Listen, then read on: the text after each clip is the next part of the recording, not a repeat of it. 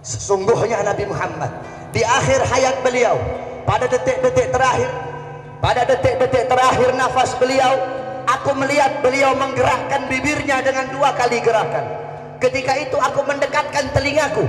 Ketika aku mendekatkan telingaku, aku mendengar beliau berkata, ummati, ummati, kata beliau.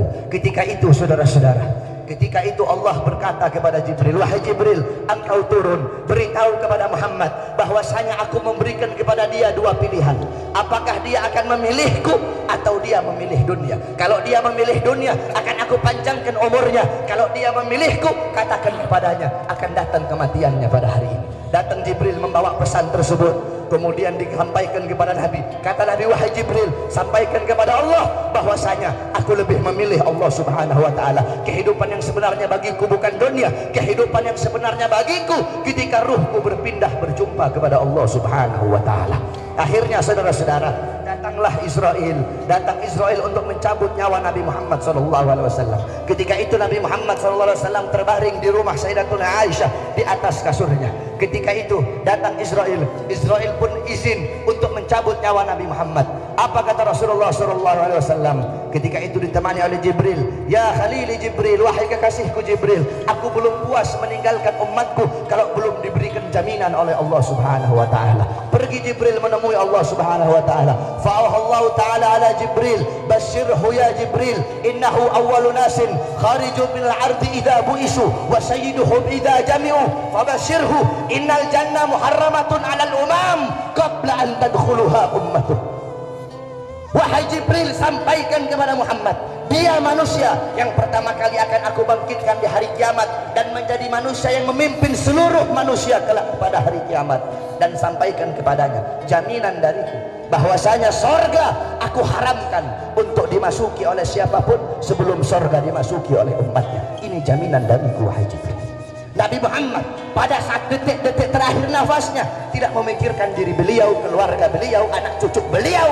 Yang beliau pikirkan kalian sebagai umat, saudara-saudara. Apakah cukup sampai di situ?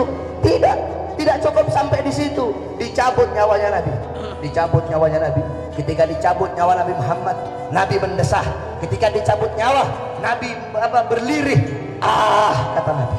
Dicabut lagi nyawa Nabi. Nabi berkata, ah. Di samping Nabi Muhammad ada sebuah cawan berisi air. Beliau letakkan tangan kanan beliau, beliau usapkan keringat, peluh-peluh keringat-keringat yang keluar di wajah beliau. Beliau berkata, ya Khalil ya Israel, wahai kekasihku Israel, apakah seperti ini rasa sakit dicabut nyawa wahai Israel? Saudara-saudara, Nabi Muhammad yang sholat sampai kakinya bengkak, Nabi Muhammad yang sholat sampai kakinya keluar nanah, merasakan sakit ketika dicabut nyawa. Bagaimana dengan orang-orang yang lalai dari sholatnya, saudara-saudara? Nabi Muhammad, manusia yang paling mulia, khairul khalqillah, khairul wafa, wa bahras safa, merasakan sakit ketika dicabut nyawa. Bagaimana dengan para pendosa? Bagaimana dengan orang-orang yang durhaka kepada Allah subhanahu wa ta'ala? Dicabut nyawa Nabi Muhammad SAW. Kata beliau, apakah seperti ini rasa sakit dicabut nyawa? Kemudian Israel pun berkata, iya ya Rasulullah, seperti inilah rasa sakit dicabut nyawa. Kemudian Israel berkata, Rasulullah berkata, wahai Israel, apakah rasa sakit seperti ini juga yang nanti akan dialami oleh umatku? Apa kata Israel? Iya ya Rasulullah, rasa sakit seperti inilah yang nanti akan dialami oleh umatmu. Mendengar itu Nabi Muhammad menangis. Itu tangisan terakhir Nabi Muhammad. Itu tangisan air matanya Nabi yang terakhir sebelum beliau wafat. Beliau mengangkat tangan, doa terakhirnya Nabi, harapan terakhirnya Nabi, doa yang menutupi kepergian Nabi Muhammad, doa yang menutupi wafatnya Nabi Muhammad. Beliau mengangkat tangan, mengadahkan tangan kepada Allah subhanahu wa ta'ala. Allahumma khaffif ala ummati fi sakratil maut. Ya Allah, ringankanlah. Ya Allah, permudahkanlah sakratul maut umatku. Ya Allah, ya Allah, aku nabi mereka, aku pemimpin mereka, aku penanggung jawab mereka. Berikan seluruh rasa sakit sakratul maut mereka kepada aku ya Allah. Biar aku menanggung rasa sakit sakratul maut umatku ya Allah. Umatku tidak akan kuat, umatku tidak akan mampu ya Allah. Biar aku menanggung seluruh sakratul maut mereka. Berikan rasa sakit sakratul maut mereka kepada aku ya Allah. Di mana kalian untuk Nabi Muhammad? Apa yang telah kalian lakukan untuk Nabi Muhammad SAW? Sudahkah kalian menyenangkan hatinya Nabi? Sudahkah kalian mengorbankan jiwa, nyawa, darah, harta kalian untuk Nabi Muhammad SAW? Para sahabat-sahabatnya Nabi mengorbankan jiwanya, nyawanya, darahnya, hartanya. Sumayyah, wanita yang tua renta, dipaksa keluar dari ajarannya Nabi, dikubur setengah badan, ditombak, keluar isi perutnya, dicambuk. Hei Sumayyah, keluar kamu dari ajaran Nabi. Apakah Sumayyah lebih memilih kesenangan dunia? Apakah Sumayyah lebih memilih kebebasan dunia? Sumayyah lebih memilih mati daripada harus meninggalkan ajaran Nabi. Allahu Akbar. Bilal ibn Rabah dikasih batu yang besar, dicambuk, dipaksa keluar, dipaksa meninggalkan Nabi, meninggalkan syariat Nabi, meninggalkan Al-Qur'annya Nabi. Apakah Bilal lebih memilih kesenangan dunia? Apakah Bilal lebih memilih kebebasan dunia? Apa kata Bilal? Walaupun tubuhku dipotong-potong menjadi bagian-bagian yang kecil untuk menghentikan kecintaanku kepada Nabi, dengan dipotong-potong tidak akan berhenti kecintaanku, malah dengan dipotong-potong hanya akan menambahkan kecintaanku kepada baginda Nabi besar. Allahu Akbar.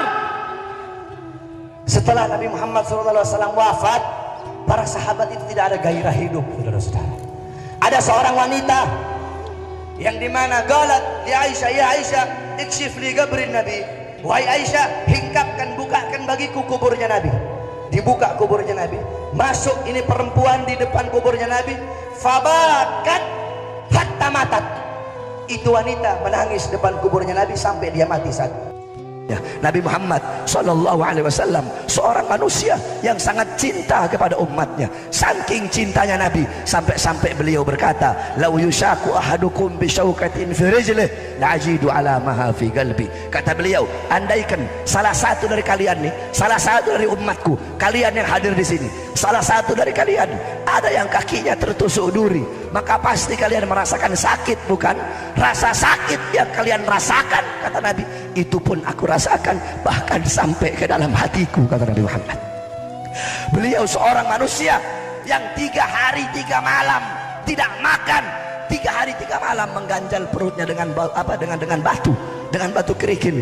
Kenapa 3 hari beliau tidak makan? 3 hari 3 malam kelaparan. Beliau kelaparan bukan untuk keluarganya, bukan untuk anak cucunya, bukan untuk sahabatnya.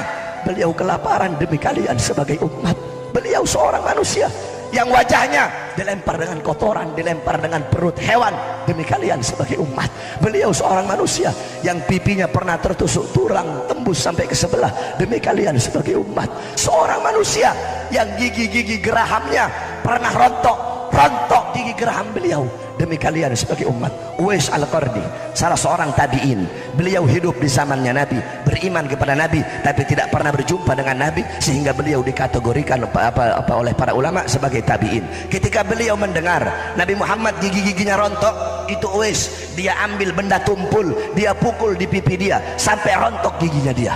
Teman-temannya Uwais bilang, "Uwais, kamu sudah gila ya? Kenapa kamu bersakiti kamu punya diri? Kenapa kamu hancurkan kamu punya gigi?" Kata Uwais, "Tadi aku mendengar kabar bahwasanya Rasulullah giginya rontok, makanya aku rontokkan gigiku karena aku pengen merasakan apa yang dirasakan oleh aku punya Nabi, baginda Nabi besar Muhammad." Nabi Muhammad seorang manusia yang setiap malam mengeluarkan air mata, setiap malam menangis. Di saat penduduk Madinah terlelap dalam tidur, beliau bangun, beliau wudhu, beliau sholat, sujud, bertekuk lutut di hadapan Allah, memohonkan ampun atas dosa-dosa kamu sebagai umat. Sampai-sampai pernah Nabi Muhammad, Sayyidatuna Aisyah radhiyallahu anha, melakukan satu pekerjaan yang disenangi oleh Nabi, sehingga Nabi mengangkat tangan dan berdoa, "Allahumma ighfir li Aisyah ma qaddamat wa ma akharat ma adharat wa ma abtanat." Ya Allah, ampuni dosa Aisyah yang telah lalu, yang akan datang, yang tampak, yang tidak tampak. Siti Aisyah mendengar doa itu, Siti Aisyah loncat-loncat saking senangnya. Kata Nabi, "Aisyah, kamu senang dengan doaku itu?"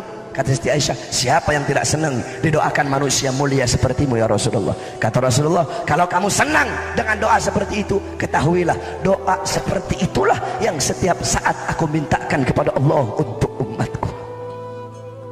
Nabi Muhammad SAW seorang manusia yang kecintaannya kepada umat memikirkan nasib kalian, bahkan sampai pada saat detik-detik terakhir nafasnya. Apa yang telah kau lakukan untuk Nabi? Apa yang telah kau korbankan untuk Nabi Muhammad? Nabi Muhammad begitu perhatian kepada kamu, mengorbankan jiwanya, nyawanya, darahnya, hartanya untuk kamu, kepanasan, kehujanan untuk kamu. Agar apa? Agar iman sampai, agar Islam sampai kepada kamu, agar takwa sampai, agar syariat sampai, agar Al-Quran sampai, agar ulama sampai, agar masjid sampai. Tetapi setelah itu semua sampai, malah kamu campakkan, malah kamu sia-siakan, malah kamu belakangi, kamu mengedepankan, mementingkan, mengutamakan urusan dunia kamu, urusan perut kamu, urusan harta kamu, urusan pangkat, jabatan, tahta dan kekuasaan kamu. Ya Nabi salam alaika, Ya Rasul salam alaika, Ya Habib salam alaika.